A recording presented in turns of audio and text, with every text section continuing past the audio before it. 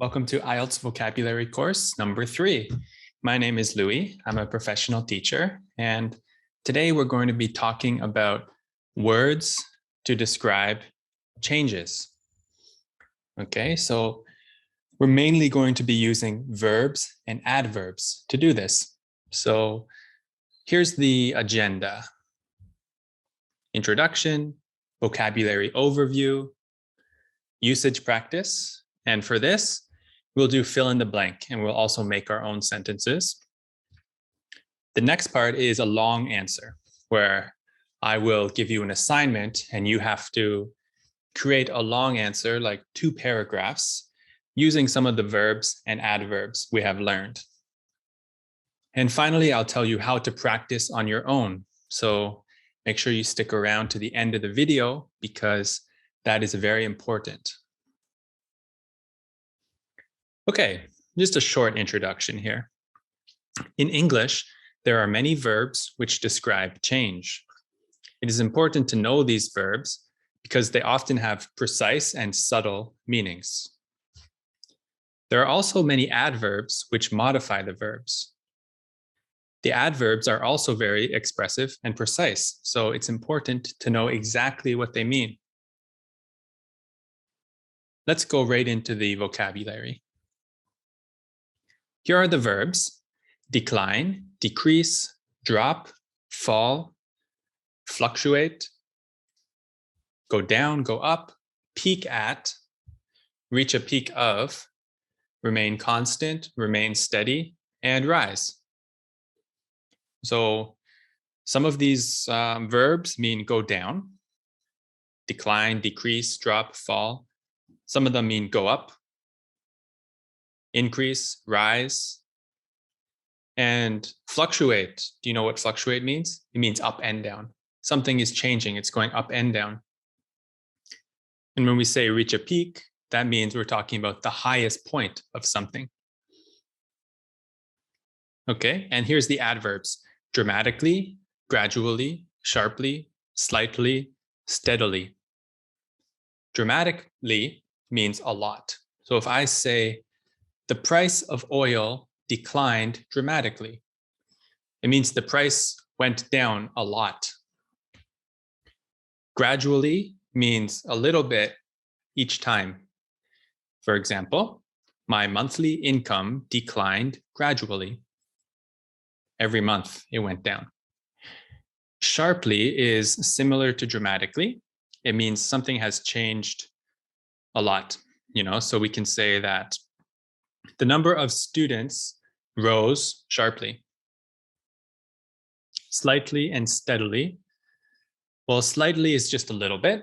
So if the price of oil just decreased a little bit, we can say that the price of oil went down slightly. And steadily is kind of like gradually. It's been going up or down at a steady pace, okay? Remain steady. And 2 extra nouns: a downward trend and an upward trend. This is referring to the pattern of something, if it's going up or if it's going down. It's a lot easier to look at these in context. So let's look at some charts. The first one is the number of students attending 4 language schools over the course of 4 months. So May, June, July, and August. And we also have the student numbers on the side. The 4 schools are called Briarwood School of English, Windsor Language Center, Speakeasy School of Languages, and Harefield College. Before we go on, I should mention, you need to write these words down on a piece of paper, on a notebook, because we're going to do fill in the blanks right now, and you need to remember these words. So we're going to do a question about this chart.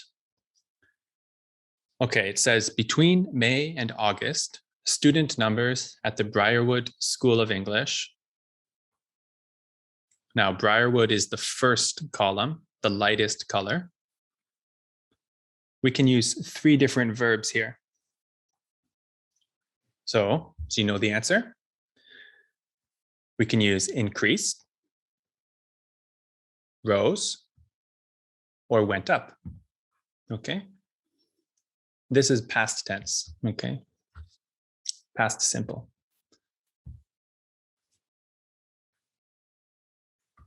Okay, number 2. Between May and August, student numbers at the Windsor Language Center. What happened? The Windsor Language Center, that's the second column. We can use 5 different verbs here. Pause the video and try to find all 5. Okay, I'm going to go to the answers now. Declined, decreased, dropped, fell, went down. 5 different options. Number 3. Between May and August, student numbers at the Speakeasy School of Languages. Speakeasy, that's the third column. Did they go up or did they go down? Here's the answer. They remained constant or they remained steady. They didn't change. Okay, number 4. Between May and August, student numbers at Harefield College. May and August, Harefield College, the black column. They went up and down. Can you remember which verb meant up and down? It's fluctuate, and this is past tense, so we say fluctuated. They were at the highest in June, so we say they peaked at 120 in June, or they reached a peak of 120 in June. Okay, now we're going to talk about petrol prices, the price of gas or oil or petrol. So January till October, it shows the price per liter. 110 per liter in January, 160 per liter in October. So we're going to talk about the changes month to month. Okay, so number 1, between January and April, petrol prices increased. Okay, are you ready? Gradually or steadily? Just a little bit each month. In May, petrol prices fell. Are you ready? Slightly. They fell a little bit. In June, petrol prices rose. What do you think? Which adverb can we use here? Dramatically or sharply? Number 4, overall, there has been an, we haven't really talked about this word yet, upward trend. There has been an upward trend in petrol prices. That means it has gone up overall. There were only a few months when it went down slightly, but it's basically been going up all year. There's been an upward trend. Now it's time for a long answer. I will display a graph which shows the number of visitors to 3 seaside towns over a 5-month period. What's a seaside town? It's just a town beside the ocean. Okay, you need to write a longer answer, about 1 or 2 paragraphs, summarizing the information in the graph, and use the vocabulary we learned today, the verbs and the adverbs, which you should have already written down on a notebook.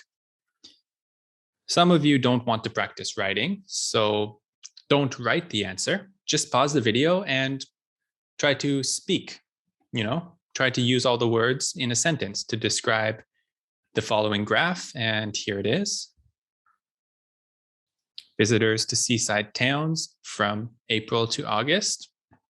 Number of visitors times 1,000.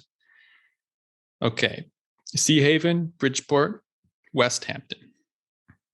So pause the video and write an answer or just practice speaking. I'll give you 5 seconds to pause and do that. Okay, hopefully you have finished your answer now. And I'm going to show you an example. So this is something that you could have said or you could have wrote. The number of visitors to Sea Haven increased steadily between April and June, then rose dramatically in June, and continued to go up in August. For the first 4 months, visitor numbers to Bridgeport fluctuated and then fell sharply in the final month. West Hampton visitor numbers remained steady from April to June, then increased slightly in July and finally reached a peak of 11,000 in August.